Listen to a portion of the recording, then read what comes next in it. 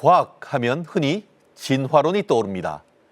그런데 성경의 기록을 과학적으로 탐구하는 분야가 있다는 사실 알고 계셨나요? 바로 창조과학입니다. 신앙과 과학은 서로 충돌한다라고 생각하기 쉽지만 창조과학은 오히려 두 영역이 함께 걸어갈 수 있다는 놀라운 가능성을 보여주는데요. 오늘 이 시간에는 창조과학 전문가로도 잘 알려주신 김명현 박사님과 함께 창조과학이 무엇인지, 또 우리 신앙과 삶에 어떤 의미를 주는지 자세한 이야기 나눠보도록 하겠습니다. 박사님, 반갑습니다. 반갑습니다. 네, 먼저 창조과학이란 말이 아직 조금 낯선 분들도 계실 것 같습니다. 창조과학은 어떤 학문이고 또 우리가 흔히 아는 일반 과학과는 어떤 점이 다른지 좀 쉽게 설명해 주시겠습니까, 박사님? 예. 우리가 살고 있는 이 우주가 우연히 생긴 것이 아니라 하나님이 창조하신 것이라고 성경에 기록이 돼 있죠. 근데 그 창조에 대한 과학적인 증거들을 연구하는 학문이 창조과학입니다. 보통 많은 사람들이 창조를 어떻게 과학적으로 증명을 하느냐 이런 생각을 가지고 있습니다. 예, 물론 창조를 증명 못합니다. 예, 과학에는 증명이라는 단어가 있고 증거라는 단어가 있습니다. 다시 관찰할 수 있는 것이 증명입니다. 그리고 예외가 없어야 되겠죠. 근데 창조이든 진화이든 과거에 있었던 사건이기 때문에 그것을 다시 관찰한다는 것은 불가능합니다. 결국 창조이든 진화이든 실험적인 증명은 불가능하다는 것입니다. 그러면 우리가 어떻게 해야 되느냐 하는 것인데, 증명이 아닌 증거라는 것이 있습니다. 실제 자세하게 확인을 해보면 대부분의 과학적인 증거들은 창조가 옳다는 것을 뒷받침합니다. 창세기 1장 빛이 있으라라는 네. 그 내역을 정말 말씀 그대로 네. 입증하는 학문이 창조과학이다라는 그런 느낌이 드는 것 같습니다. 예. 박사님은 어떤 근거를 통해 창세기가 실제 역사다라는 사실을 보여주고 계신지 궁금하고요. 사람들에게 가장 설득력 있게 다가가는 부분은 무엇이다라고 생각하시는지요? 예. 사람을 포함한 생명체가 창조되었다는 강력한 과학적인 증거가 발견됐습니다. 그게 뭐냐면 DNA입니다. 모든 제품들은 설계도를 가지고 있습니다. 그런데 설계도가 있으면 그 배경에는 반드시 설계자가 존재합니다. 근데 놀랍게도 사람의 설계도로 확인된 물질이 DNA입니다.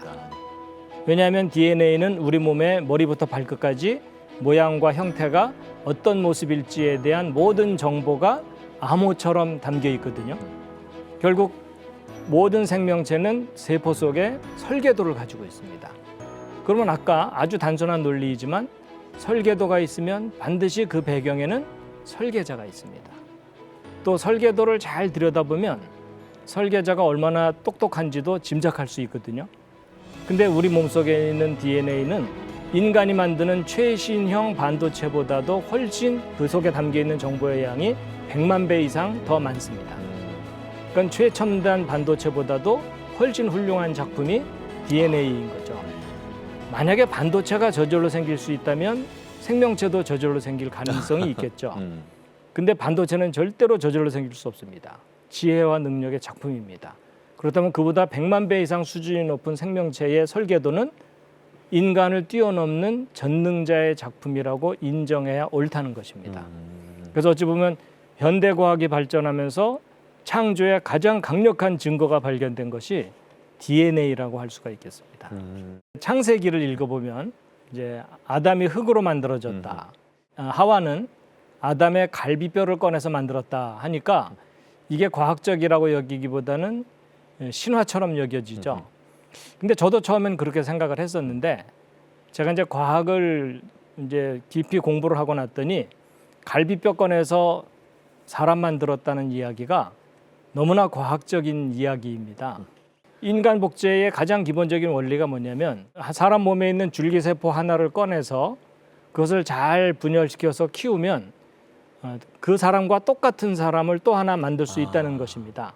그런데 아담의 갈비뼈를 꺼내서 여자를 만든 이야기는 아담의 몸의 일부를 꺼내서 또 하나의 사람을 만들었다는 겁니다. 인간 복제하고 원리가 똑같습니다.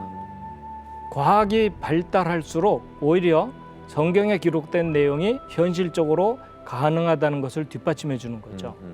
사람의 설계도가 DNA다라고 하면은 그 DNA, 설계도를 만든 존재는 신, 하나님일 수밖에 없다라는 그런 말씀으로 좀 정리할 수가 있을 것 같습니다. 노아의 홍수 이야기는 성경에서 아주 중요한 사건으로 기록되어 있습니다. 하지만 과학적으로는 논란이 많은 것도 사실인데요. 우리 박사님께서는 이 사건, 노아의 방주 사건을 뒷받침하는 과학적 증거로 어떤 사례를 제시할 수 있으신지요? 지금 지구의 표면과 그 내부는 구성 성분이 좀 다른데 지구 표면 지각이라고 하거든요. 지구 그렇죠. 껍질. 그 밑에 있는 부분은 화산 활동으로 생긴 화성암들입니다. 그리고 퇴적암이거든요. 그런데 지금 현재 지구 곳곳에서 화산들이 터지면서 이 화성암들이 지구 표면을 덮는 속도가 있고 그리고 퇴적층이 형성돼서 지구 표면을 덮는 속도가 있는데 화성암이 지구 표면을 덮는 속도가 훨씬 빠릅니다. 지구 전체 통계를 해보면.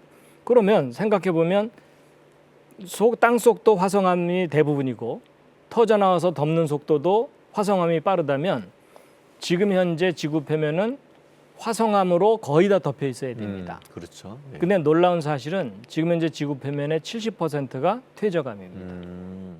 결론은 지금 현재로부터 그리 오래지 않은 과거에 지구 전체가 홍수를 겪으면서 퇴적층으로 완전히 덮였던 때가 있었다는 강력한 증거입니다.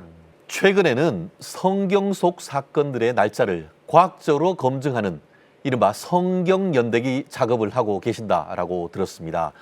지금까지 어느 정도 진행되었는지 그리고 이 작업이 성경을 이해하는 데 어떤 도움을 줄 수 있는지 한번 쉽게 설명해 주실 수 있겠습니까? 예, 그 내용은 제가 주로 연구했다기보다는 그것을 평생 동안 연구하신 분이 계시는데 이제 그분의 자료를 제가 받아서 이제 공부하고 또 사람들에게 너무 중요하니까 알리고 있습니다. 성경 속의 구체적인 중요한 사건들의 연도뿐만 아니라 날짜까지 알아내는 작업입니다. 뭐 예를 들어 모세가 이집트를 탈출했다. 그러면은 이제 많은 사람들은 했겠지 뭐 이 정도인데 모세가 이집트를 탈출한 때가 BC 몇 년, 몇 월, 며칠인지를 확인할 수가 있는 작업입니다. 그것이 왜 가능해졌냐면 과학이 발달하면서 특히 컴퓨터가 개발되면서 천문학적인 자료와 그리고 달력 시스템을 이용해서 구체적인 날짜까지 확인할 수가 있게 되었습니다. 특히 구약 역사의 역사 연구의 중요한 기준이 되는 바벨론 제국 왕국의 느부갓네살이 남유다를 멸망시키고 예루살렘을 파괴시킨 사건이 있었습니다. 그 정확한 연도와 날짜까지도 추적이 가능해졌습니다. 그래서 이제 이런 연구를 이 골치 아픈 연구를 왜 하냐면 역사를 정확하게 바르게 정리하고 나면 하나님께서 예언하신 내용이 역사 속에 얼마나 정확하게 이루어졌는지 확인이 됩니다. 그것을 확인하고 나면 아 정말 이 역사를 다스리시는 전능하신 신이 계시는구나 라는 것을 확신을 할 수가 있게 됩니다. 그게 이제 과학적 성경 연대기 연구의 의미라고 볼 수 있겠습니다. 그렇군요. 많은 사람들이 신앙과 과학은 서로 충돌한다라고 생각합니다. 하지만 박사님은 과학적 증거를 통해 성경을 설명해 주시고 계시는데요. 그렇다면 신앙과 과학이 실제로 어떻게 서로를 보완하며 함께 갈 수 있는지 한번 말씀해 주실까요? 어떤 주장이 진리인 것을 객관적으로 인정받으려면 적어도 두 가지를 만족시켜야 되는데 하나는 역사적으로 사실이냐 또 하나는 과학적으로도 분명한 증거를 가지고 있어야 됩니다. 그런데 이 우주의 원리와 법칙과 질서들은 누가 정하셨냐면 창조자 하나님이 정하셨습니다. 그런데 이 우주의 원리와 법칙과 질서를 밝혀내는 학문이 과학입니다. 그렇다면 잘 생각해 보면 하나님이 하신 일들을 드러내는 일이 과학입니다. 그래서 정직한 마음으로 순수하게 과학을 연구를 하면 하나님이 하신 일, 곧 창조하신 일, 역사를 통치하시는 일들이 드러나게 돼 있습니다. 그래서 성경이 진리이죠. 그렇다면 과학적 진리도 성경적 진리하고 통해야 됩니다. 그렇기 때문에 성경을 믿는 일과 과학적 진리를 믿는 일이 분리될 수가 없고 하나입니다. 바른 과학은 성경을 믿는 일을 오히려 뒷받침해 주고 있습니다. 그래서 모든 과학적인 증거가 성경이 옳다는 것을 뒷받침하는 것을 연구하는 학문이 창조과학이라고 볼 수 있는데, 저는 개인적으로 창조과학이라는 표현보다는 성경과학이라는 표현을 좀 더 자주 쓰려고 하고 있습니다. 왜냐하면 창조과학은 하나님의 창조에만 초점을 주로 맞추지만 성경 전체의 내용이 과학적입니다. 그래서 원인과 결과의 관계를 명확하게 밝혀내는 것이 이제 과학인데, 성경은 원인과 결과의 관계가 명확합니다. 이제 많은 사람들이 잘못 알고 있기 때문에 성경은 비과학적이고 원인과 결과가 명확하지 않다라고 생각하지만 그것은 큰 오해입니다. 그래서 성경적 진리와 과학적 진리는 절대로 모순되지 않습니다. 마지막으로 앞으로 창조과학을 통해 한국교회와 성도들에게 어떤 메시지를 전달하고 싶으신지, 또 박사님의 장기적인 비전은 무엇인지 한번 정리해 주시면 감사하겠습니다.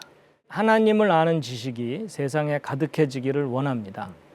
그리고 하나님의 창조, 또 하나님의 역사 통치에 대한 분명한 증거들이 사람들에게 널리 알려지기를 원하고 있습니다.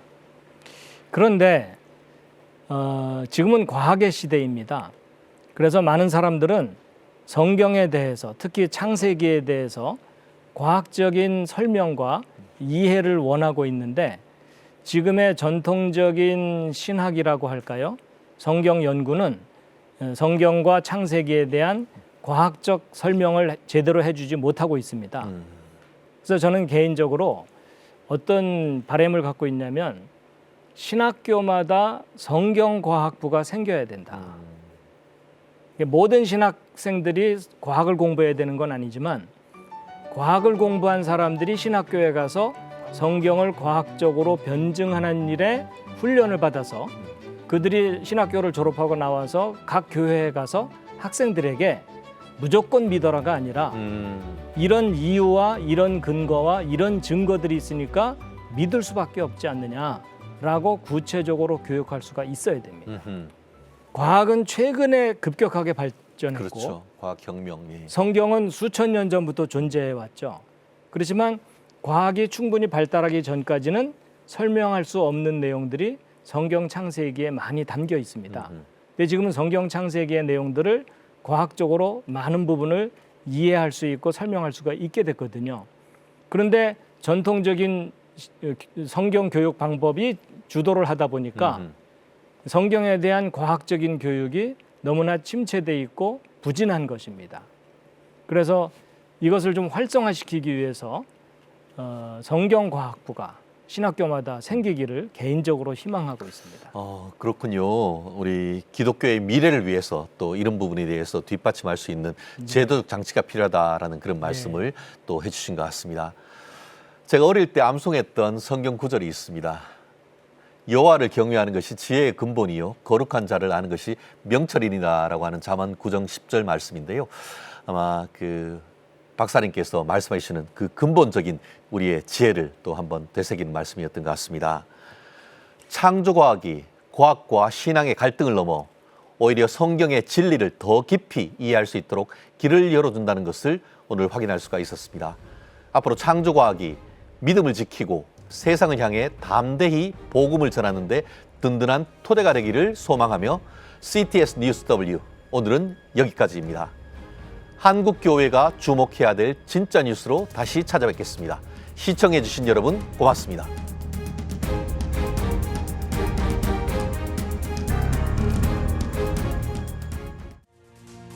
지금 한국교회는 복음의 능력이 필요합니다.